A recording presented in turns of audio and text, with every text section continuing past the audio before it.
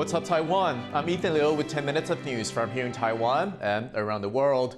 The president of Paraguay, Mario Abdo Benitez, is leading a delegation to Taiwan for a 4-day trip. His country is one of Taiwan's few remaining diplomatic allies and the only one in South America.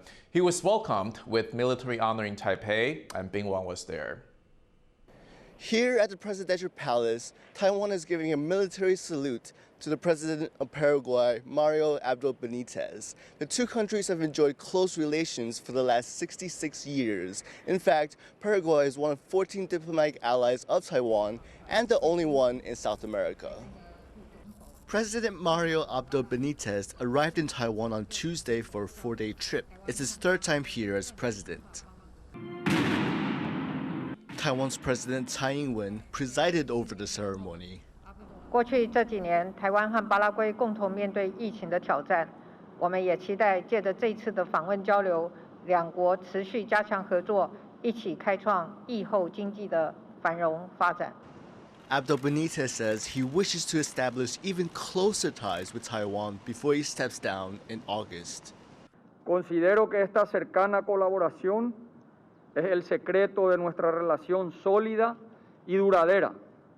Hoy en día nuestros países son mucho más que amigos, son socios y aliados estratégicos que comparten valores y la misma visión para lograr un mundo pacífico, democrático y sostenible, en el que todas las naciones gocen del derecho a vivir seguros, libres y con oportunidades. The delegation will meet with other top Taiwanese officials on the 4-day trip to discuss work on bilateral projects.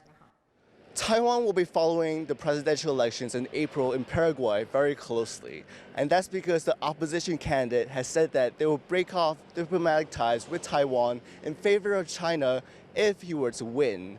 So for now, Taiwan will continue to build on relations with Paraguay. Alex Chen and Bing Wang in Taipei for TaiwanPlus. Taiwan's opposition Kuomintang, or KMT, says residents of the country's Matsu Islands have become like second-class citizens. The comments come after damage to undersea cables has disrupted broadband internet for the outlying island chain. KMT lawmakers said Thursday the situation has left the Matsu Islands isolated from the outside world. 2 of the 3 cables connecting Taiwan with the island chain were damaged by boats in early February. The 3rd cable became unusable due to old age. This has severely restricted residents' access to broadband internet. Taiwan's Zhonghua Telecom says the residents now have access to free Wi-Fi while it's working to fix the issues. Taiwan plans to give nearly $1,000 to the country's low and middle income homeowners to help with their mortgage repayments as inflation has pushed up interest rates. 为了因应3年多来疫情及升息的压力对中产家庭带来的冲击，政府将运用疫后特别条例规划房贷补贴方案。 To qualify for a one-off payment of $990, households need to earn less than $40,000 a year and own just one home. There are also limits on the size of the mortgage. Around 550,000 mortgage holders are likely to be benefited, according to the official estimate, while the scheme will still need to be approved by the legislature. Now, more investment firms have announced that they have sold off shares in Taiwan's chip giant TSMC. The sell-off comes after U.S. conglomerate Berkshire Hathaway said it had cut 86% of its stake in the Taiwanese company. American investment firm Tiger Global Management sold its entire stake in TSMC. There was 1.3 million shares worth almost $120 million at their current value. JP Morgan and BlackRock also sold around 4 million TSMC shares each. The reason for Berkshire's sale is still not clear, but TSMC did forecast a decline in revenue for the first quarter of this year amid a slowdown in the global chip industry. Taiwan plans to make every city bus in the country run on electricity within the next 7 years. That's part of a push to hit net zero carbon emissions by 2050. But operators say the switch to battery power is trying to do too much too fast. Stopover reports. Another hazy day on Taiwan's roads. Emissions from cars, buses and motorbikes here are a big obstacle on the way to reaching net zero carbon. Transportation is responsible for about 13% of Taiwan's carbon emissions, the third biggest source behind industry and the energy sector. The government wants to cut that down by making all public buses run on electric batteries by 2030. But all those batteries will need recycling when they're spent. Authorities say they're confident they can meet the additional recycling demands. 我们最近也有业者申请啦，那我们预估还有3家业者在扩充量能当中啦，那在2025年左右，应该量能可以到达9000吨左右啦。But recycling capacity is not the only issue. Bus operators say they're also worried about safety. That's after an electric bus caught fire in New Taipei last year for no apparent reason. 是提心吊胆，是非常的。惶恐。我们国家推动电动公车，这个美意固然是很好，但是应该要放慢、放稳，求安全。Operators like Li Jianwen also say it's a struggle to find the extra parking space to fit electric charging points, not to mention the cost of buying the buses themselves.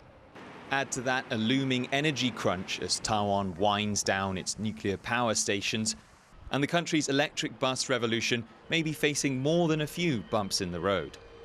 Klein Wang and Stash Butler for TaiwanPlus.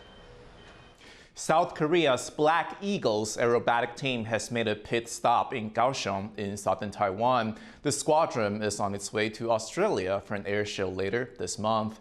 90-50 trainer jets and 1 transport aircraft landed at Kaohsiung International Airport on Thursday morning.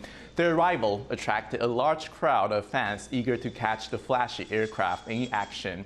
This is the second time in half a year the aerobatic team has made a refueling stop in Kaohsiung. They stopped by last August on their way home from performing in the Philippines.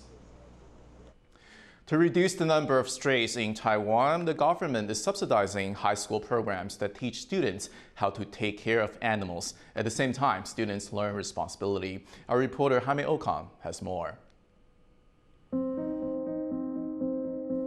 Since Taiwan implemented a no-kill policy in 2017, the number of stray animals has skyrocketed.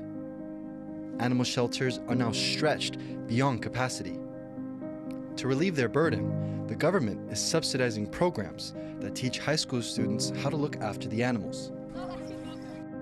如果每一个学校来帮我养2只狗，那全国可能好几千间，这一个学校就可以疏解掉将近1万只的狗。 The strays brought in by the schools quickly become popular fixtures on campus. They've even taken over one of this high school's storage rooms, where the food and beverage service programs keep their tablecloths. 他都专门选这一区比较贵的这一区，因为那个选手他带出去有很多各种颜色的布巾，这种纯棉的他也爱啊。 This school has set up a club where members take turns caring for the animals. The club even offered courses for students on how to improve their relationship with the strays they've taken in. 在经过了我们的上课之后，我们去学习如何跟巧克力相处，也让他听得懂指令之后，就不会再有这样子的一个行为发生。巧克力等等，换手。The training courses are aimed at helping both the animals and the students. 教育真正可贵的地方是我们是开放一个对话的可能，每一个人都有机会走进这个场域来感受跟体验，你去选择我喜不喜欢，我爱不爱。 Learning how to look after the strays provides students with important life skills, ones that someday can be applied not just to animals, but to other humans as well. Howard Zhang, Irene Wu, and Jaime Okan for TaiwanPlus. Thank you for watching What's Up Taiwan. Remember to download the TaiwanPlus app for more stories from Taiwan and around the world. Finally, we show you the images of the world's oldest Hebrew Bible that will be auctioned in New York in May. I'm Ethan. Take care, and I'll see you next time.